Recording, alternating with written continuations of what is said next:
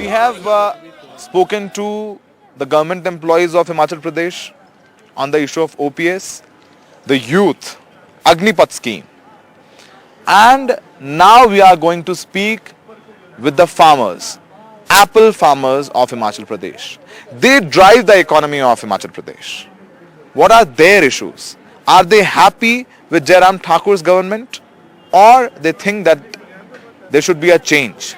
What are their issues? Because some time back there was an agitation of apple farmers in Shimla. They were jailed also, and they actively participated in farm agitation which was there on the borders of Delhi. So I have joined by a few apple farmers. We'll speak with them and understand their issues. चुनाव चल रहे हैं, ये बताइए कि आप लोगों के लिए कुछ बदला या हर बार से भी किसानों से बात करते हैं और हर बार की सरकारें वादा करते हैं कि आपको लागत मिलेंगे, मिलती है कि नहीं मिलती है? नहीं, ऐसा हो गया 2-3 साल से हमारी जो प्रोडक्शन की कॉस्ट है वो ऑलमोस्ट डबल हो गई है, जिसमें एमएनसीज ने भी हमारे फंजीसाइड्स और इंसेक्टिसाइड्स के रेट बढ़ा दिए और एम्प्टी बॉक्सेस की भी रेट बहुत ज़्यादा हो गया है।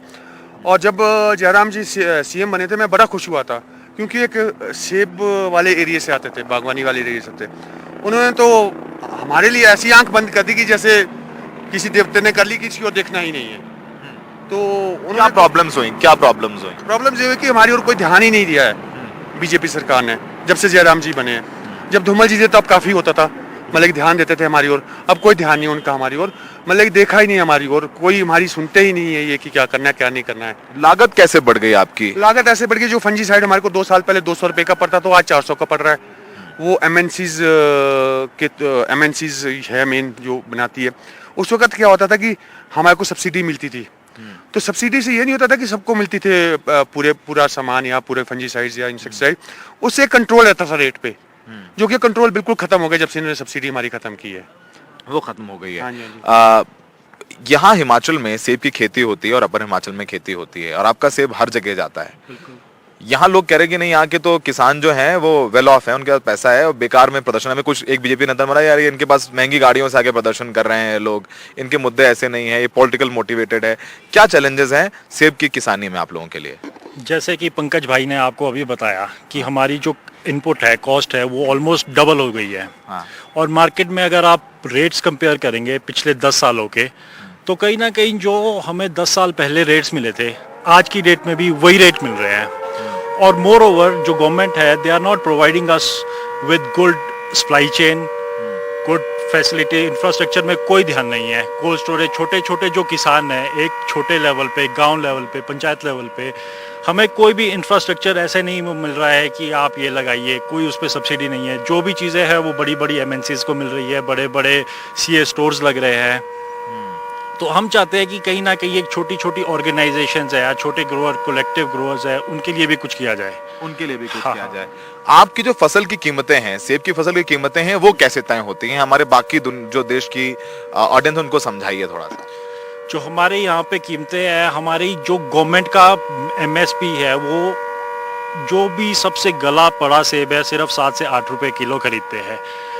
हमारे लंबे अरसे से हमारी गवर्नमेंट से डिमांड रही है कि आप एक, जिस तरह से आपने जम्मू एंड कश्मीर में भी, वहाँ पे कश्मीर के सेब के लिए भी एमएसपी फिक्स क्या रखा है, उसी तर्ज पे हमें यहाँ पे भी आप करिए। पर हर बार गवर्नमेंट की तरफ से कुछ हमारे को मदद। यहाँ पर आपकी फसल की कीमतें तय कौन करता है? जो व्यापारी आता है सीधे बात करके, जैसे जो वो बार्गेनिंग कर ले? अगर आप मार्केट का ट्रेंड देखेंगे तो जो सेब हमारा जुलाई में 100 से 150 रुपये किलो बिक रहा होता है, वो इमीडिएटली जैसे ही हमारा अच्छा हाइट का स्टोर क्वालिटी एप्पल्स आना शुरू हो जाता है, जो कि सीए स्टोर्स में जाता है, जैसे फिर आते हैं हमारे बिग एमएनसी प्लेयर्स मार्केट में, जो एकदम मोनोपोली क्रिएट कर देते हैं रेट्स पे।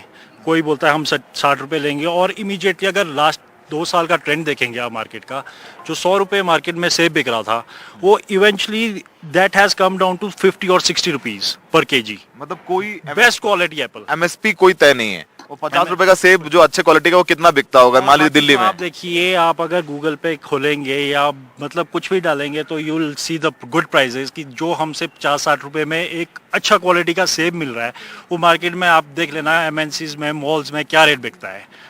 250 से 300, 250, 300, 400, 500। बिल्कुल बिल्कुल, ये तो सच कह रहे हो। वो 50 रुपए का सेब होता है, यानी कोई कंट्रोल नहीं है मार्केट में, सरकार ने कोई कंट्रोल नहीं कर रखा है। जो हमारा मार्जिन है, that has come very less. ठीक है। एप्पल ग्रोइंग की कॉस्ट है वो बढ़ गई है, आपके जो खाद है उसके दाम बढ़ गए हैं, पैकिंग में जीएसटी 18% है, तो आपका जितना कॉस्ट बढ़ा है आप कह रहे हैं आपको उतना पैसा नहीं मिल रहा है। तो आप लोगों ने सरकार से बात करने की कोशिश की पिछले 5 सालों में कि आप एमएसपी बना दीजिए, कि भाई जैसे चावल पर गेहूं पे एमएसपी है, हर साल बढ़ाते भी रहते हैं, रिवाइज भी करते रहते हैं, इस बार फिर बढ़ाइए कई फसलों की एमएसपी। सेब पर क्या सरकार का कोई कंट्रोल नहीं है? कोई भी बड़ा प्लेयर, प्राइवेट प्लेयर आकर के तय करता है और फिर वो ड्राइव करता है आपका मार्केट? जी, इस बार आपने देखा होगा जो किसान आंदोलन जो हुए हैं, हम उसमें एक्टिवली फ्रंट लाइन पे रहे हैं किसान मंच के थ्रू।